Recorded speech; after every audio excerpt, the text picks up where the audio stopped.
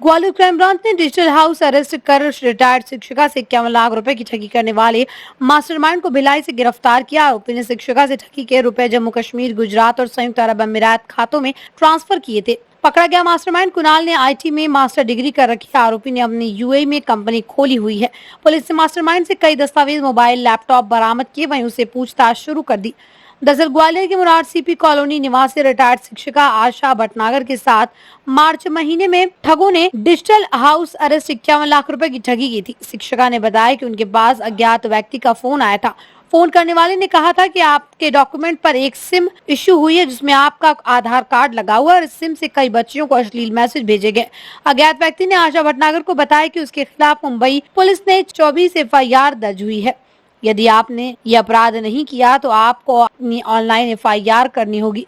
जिसकी प्रक्रिया बताते हुए उसने स्काइप एप्लीकेशन डाउनलोड करवाया और स्काइप से वीडियो कॉल कनेक्ट होते ही मनी लॉन्ड्रिंग के केस की बात कही। इनके सभी खातों की जानकारी लेते हुए इनकी सीबीआई, ईडी आदि से जांच कराए जाने की बात कही गई। फोन करने वाले ने कहा कि आपके खाते की रकम यदि सही पाई गई तो 24 घंटे के अंदर आपके अकाउंट में रुपए रिफंड कर दिए जाएंगे।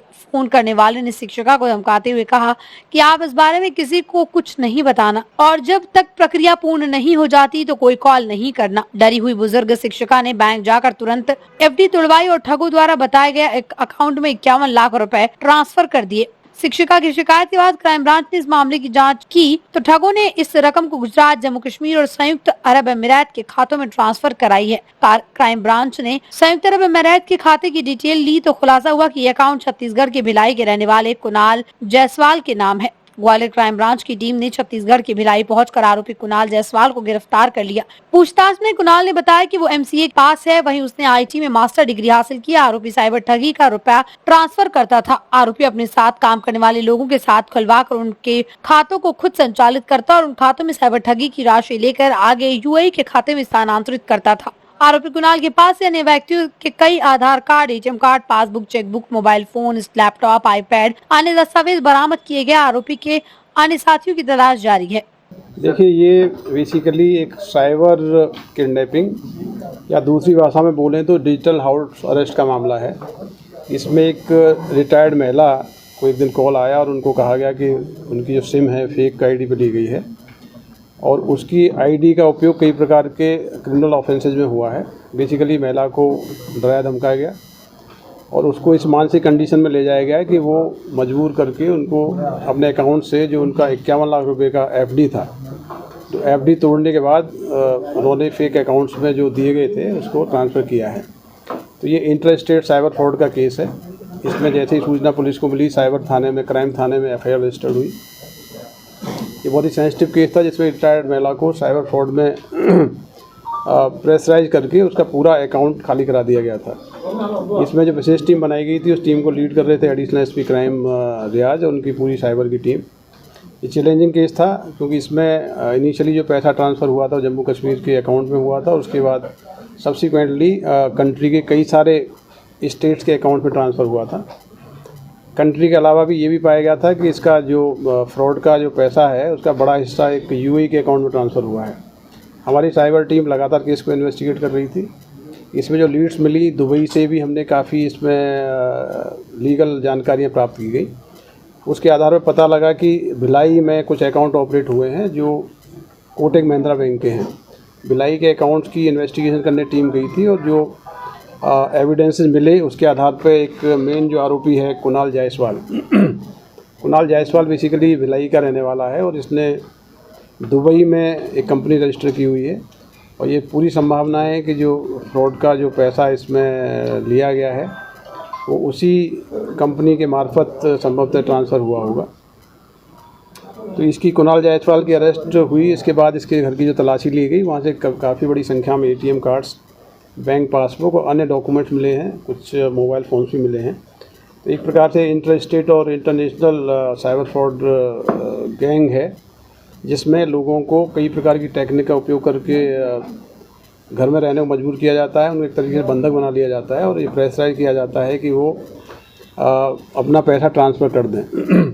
इस केस में भी ये उनको दबाव दिया गया है कि आपके अगेंस्ट में क्राइम ब्रांच में कई सारे केस रजिस्टर्ड हैं, क्राइम ब्रांच मुंबई में। यदि आप लोग कोऑपरेट नहीं करेंगे तो एनफोर्समेंट एजेंसीज के जो नोटिस होते हैं उनका प्रारूप उनको शेयर किया गया और लगातार उनको गिरफ्तारी का भय दिखा के, उस भय में दिखा के उनके द्वारा उनकी जो 51 लाख रुपए की पूंजी थी उसको ट्रांसफ़र कराया गया है। तो इसमें अभी काफ़ी इन्वेस्टिगेशन की जानी है, लेकिन प्राइमरीली जो हमारी टीम ने काम किया है बहुत ही ये सफल ऑपरेशन है, जिसमें कोई भी इन्फॉर्मेशन नहीं थी, फेक अकाउंट्स थे। बहुत ही कम जानकारी के आधार पर सक्सेसफुल तरीके से मेन आरोपी को अरेस्ट किया गया है। बाकी इन्वेस्टिगेशन में और एविडेंस से जाएंगे, उस पर कार्रवाई होगी। इनके अलावा कितने और लोग थे?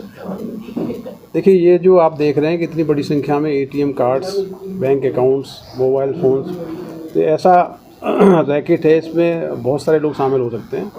ये अकाउंट अलग अलग स्थानों से ऑपरेट हो रहे हैं, इंटरनेशनल लिंकेजेस भी हैं, दुबई के कनेक्शंस भी हैं जहाँ पे अकाउंट में पैसा गया है, वहाँ पे कंपनीज भी रजिस्टर्ड हैं।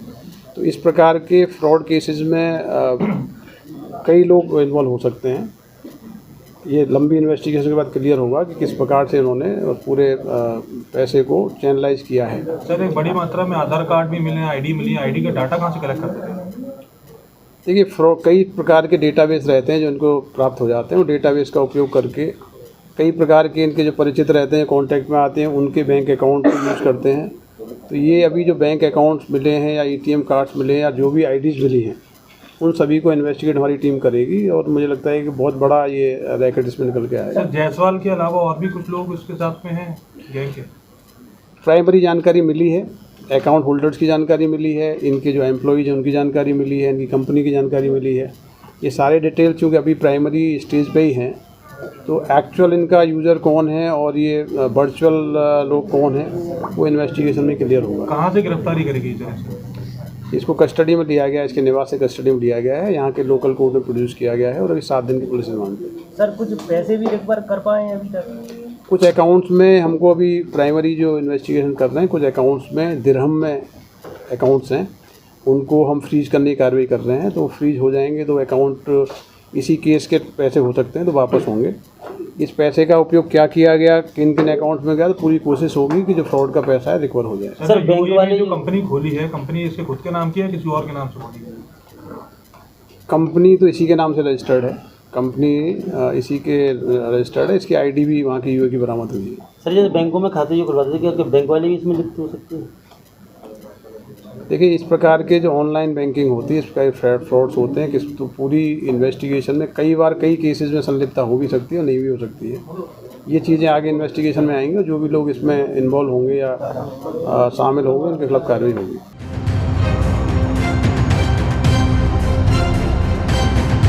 और भी रोचक खबरें देखने के लिए YouTube पर MP टुडे नेटवर्क को सब्सक्राइब करें, खबर को लाइक करें और बेल आइकन दबाना ना भूलें, जिससे आपको रोज नई खबरें देखने को मिलेंगी।